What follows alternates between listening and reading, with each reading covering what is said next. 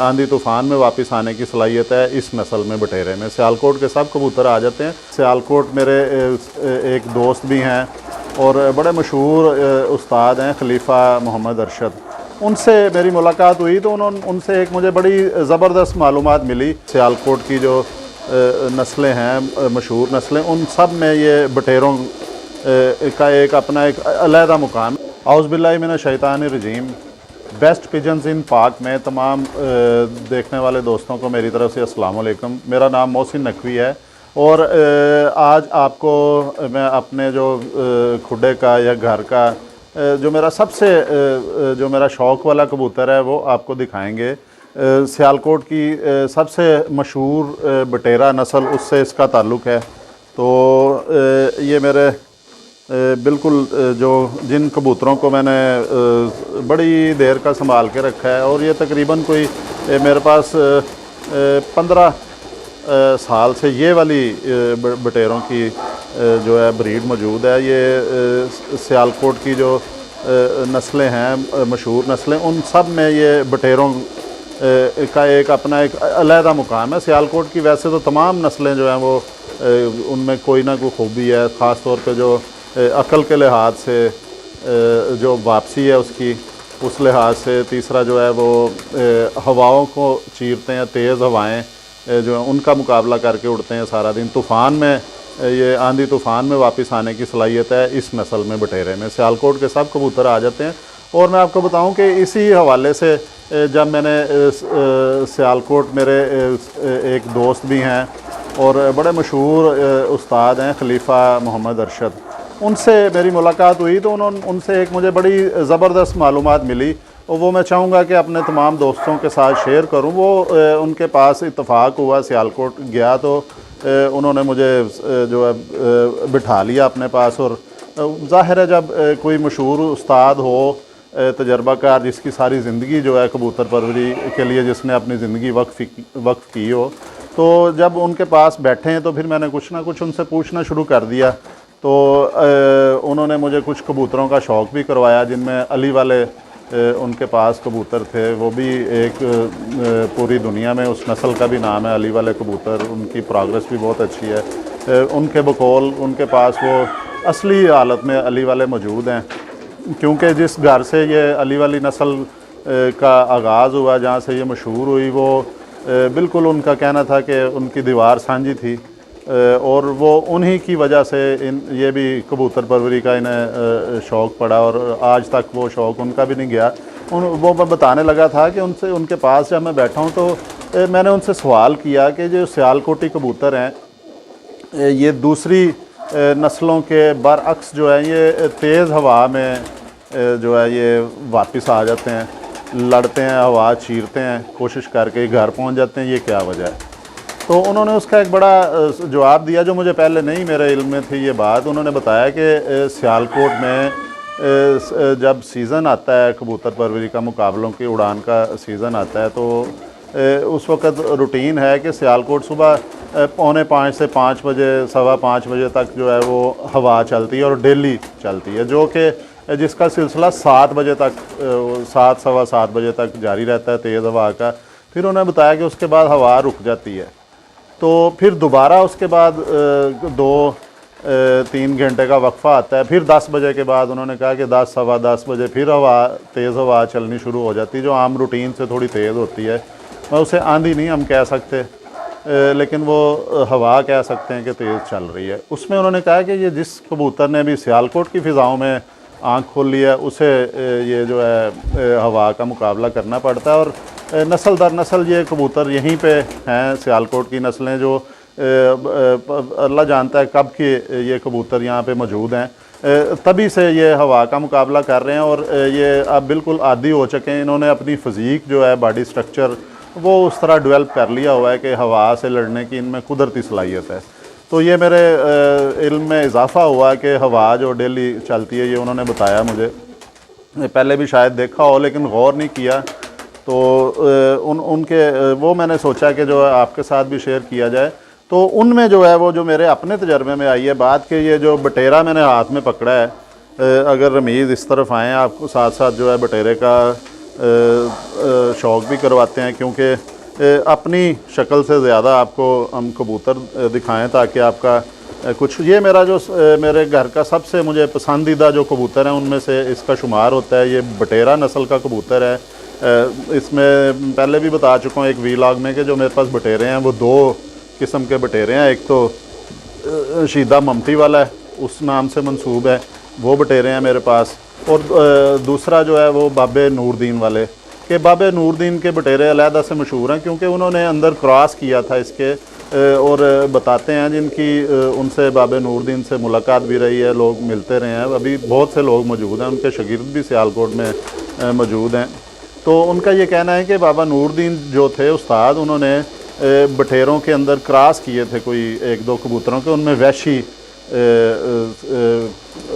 जो नस्ल का भी उनमें उन्होंने अपने बटेरों में क्रॉस किया। और उसका ये मैंने फिर ये दोनों नस्लें, जो बाबे नूर वाले बटेरे और दूसरे जो शीदे ममटी वाले बटेरे हैं, जो आजकल वहाँ पे शेख रियाज साहब हैं कामट वाले, उन्होंने भी वो महफूज की है नस्ल उसी तरह ही। बल्कि सियालकोट में तमाम उस्ताज़ा जो हैं उन्होंने नस्ल के हवाले से बड़ा काम किया। उन्होंने ब्लड लाइन ख़राब नहीं होने दी, उन्होंने परवाज़ की परवाह नहीं की है कि कबूतर की परवाज़ ज़्यादा करनी, उन्होंने सिर्फ ये इस बात पे तवज्जो दी है कि खूबसूरती इनकी रहे, कायम रहे, और जो है इनका ब्लड जो है, प्योरिटी जो है वो ख़राब ना हो, जिसका अब हमें फ़ायदा पहुंचता है कि प्योर कबूतर बहुत से घरों में मौजूद हैं। वो प्योर कबूतर जब आते हैं तो हम उन्हें क्रॉस वगैरह में या उसको अपने तरीके से जो उससे नॉलेज भी बढ़ता है और सीखने का मौका भी मिलता है, और हमें प्योर नस्ल भी मिल जाती है।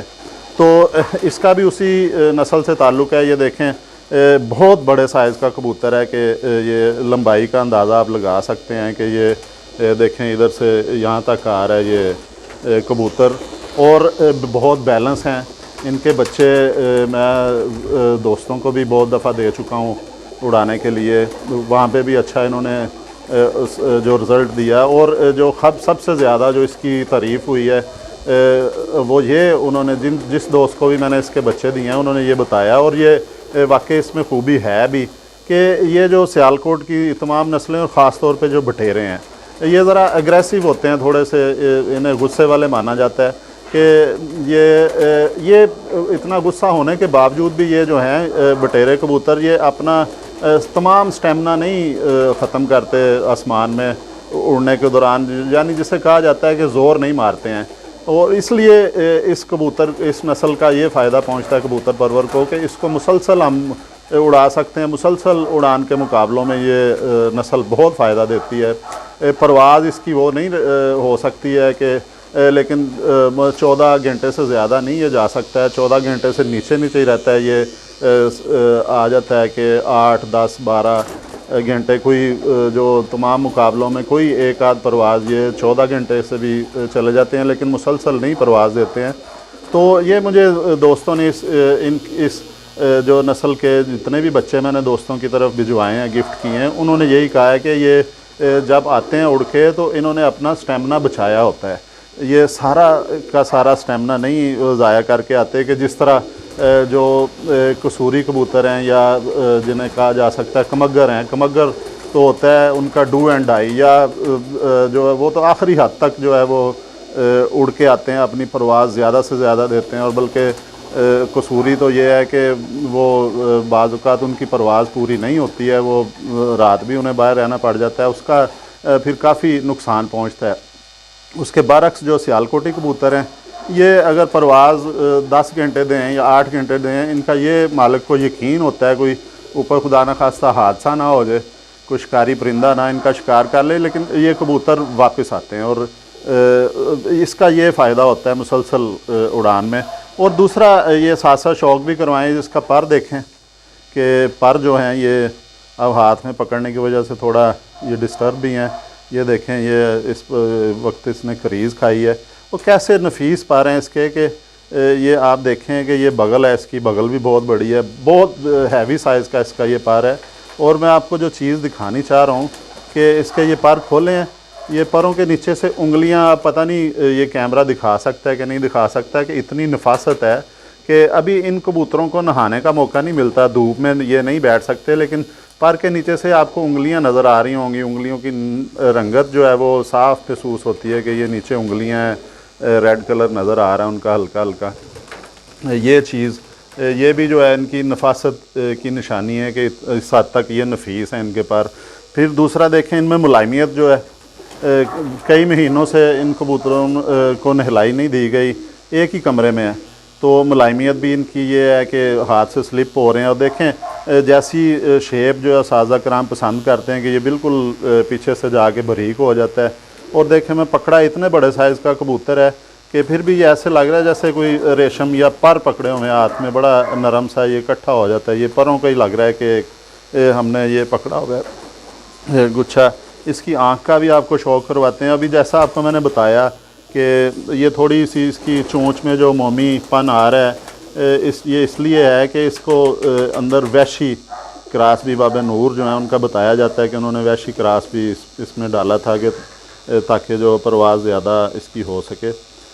ये इसकी आँख है, चोंच देखें इसकी बनावट, और बिल्कुल इसकी आँख के नथने जो हैं बड़े कुशादा नथने हैं, क्योंकि इनका बड़ा रोल होता है परवाज़ के दौरान, सांस इसी से ही लेना होता है इन्होंने।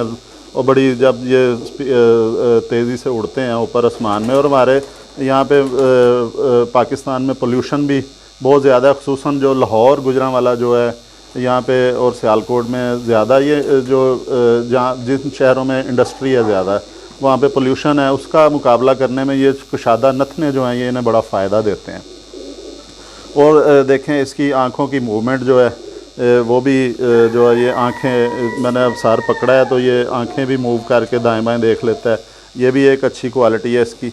और मैं आपसे एक चीज़ की तो मैं साफ़ माजरत चाहूँगा कि ये दुम भी दिखा दें, कि एक चीज़ की मैं साफ़ माजरत चाहूँगा कि ये कबूतर जो हैं ये आपको, क्योंकि हम अभी बिल्कुल नया ये चैनल बनाया है, इसलिए हमारे पास जो है वो अभी कैमरा इस क्वालिटी का नहीं है, मोबाइल से ही कोशिश कर रहे हैं कि आप तक मालूमात जो है वो पहुंचाएं। तो इंशाल्लाह अब जो रिस्पांस बहुत अच्छा मिला है, तो कैमरा भी जो है वो भी हम कोशिश करेंगे कि अच्छी क्वालिटी का जो कैमरा है वो भी हो, ताकि इनकी जो आँखें हैं बड़ी बारीकी से आपको दिखा सकें, इसकी दूसरी चीज़ें आपको वाज़ेह नज़र आएँ। अब ये देखें इसके पंजे जो हैं, पंजे भी आपको दिखाते हैं। कबूतर जो है वो परेशान हो रहा है ज़्यादा देर पकड़ने से। ये देखें, ये इसके नाखून पंजे देखें, बिल्कुल खुश्क पंजे हैं। और जो एक सेकंड, खुश्क पंजे हैं, मैं आपको जो दिखाना चाह रहा हूँ चीज़ कि पंजे खुश्क हैं इसके। और ये देखें इसका ये नाखून बहुत मतलब कि आम कबूतरों के नाखूनों से लंबे हैं, ये सियालकोटी कबूतरों में अक्सर ये होता है। और लेकिन फिर भी आप देखें कि इन्होंने अपनी नाखून इतने लंबे होने के बावजूद जो है ये अपनी शेप नहीं ख़राब की, इन्होंने एक शेप में नाखून आ रहे हैं, चमकदार नाखून है, अपनी शेप में है। ये चीज़ जो है ये भी अच्छे कबूतर की एक निशानी होती है। ये इसके जो साथ आप देखें कि ये इसके ये जो चीज़ है यहाँ पे कहते हैं कि पर ज़्यादा होने चाहिए, ये वो भी जो साजा कराम का कहना है कि जितने ये जिस्म के ऊपर पर ज़्यादा होंगे, गुंजान घने पर होंगे, उतना ये कबूतर जो है ये गर्मी में ज़्यादा उसको उड़ने में मदद देते हैं। और एक चीज़ और आपको मैं दिखा दूँ इस कबूतर की कि ये हड्डी, ये भी 4 उंगलियों से, ये इसका जोड़ है, ये देखें ये इसका जोड़ है, ये मेरा जहाँ पे छोटी उंगली है ये इसका जोड़ है, और ये 4 उंगलियाँ मैंने पूरी रखी हुई हैं। फिर भी थोड़ी सी जो है ये आधी उंगली तकरीबन जो है ये अभी हड्डी इसकी बकाया है, इतनी लंबी हड्डी का ये मालिक है। और वज़न इसका देखा जाए बिल्कुल भी नहीं है वज़न ज़्यादा, और बड़ा ये नॉर्मल सा है। और इंशाअल्लाह ताला आपको जो है मज़ीद भी कबूतरों का शौक़ करवाते रहेंगे। साथ साथ मैं कोशिश करूँगा कि आपको जो मालूमात के लिए अच्छे उस्ताद जो हैं उनसे भी मैं रिक्वेस्ट करूँगा कोई जो मालूमात दे सकें और मालूमात देने में झिझकें ना, ताकि दूसरे लोगों को भी जो है, और ये इन्हीं की मेहनत की वजह से ऐसे जो साथी हैं ना जो छुपाते नहीं हैं अपने शागिर्दों को या दोस्तों को बता देते हैं कबूतरों की पहचान के मतलब या उनकी केयर के मतलब, वो उन्हीं की वजह से ये शौक़ अब जो है कबूतरबाजी से कबूतर परवरी में तब्दील हो गया। और अच्छे लोग जो हैं वो इसमें आना शुरू हो गए अब शौक़, अब इसको इतना बुरा शौक़ नहीं समझा जाता। तो आज के लिए बहुत बहुत शुक्रिया। अगले इंशाल्लाह ताला वीलॉग में फिर मुलाकात होगी किसी ना किसी अच्छे कबूतर के साथ, वो भी आपको दिखाएंगे, उसका शौक़ कराएंगे। बहुत बहुत शुक्रिया। अल्लाह हाफिज़।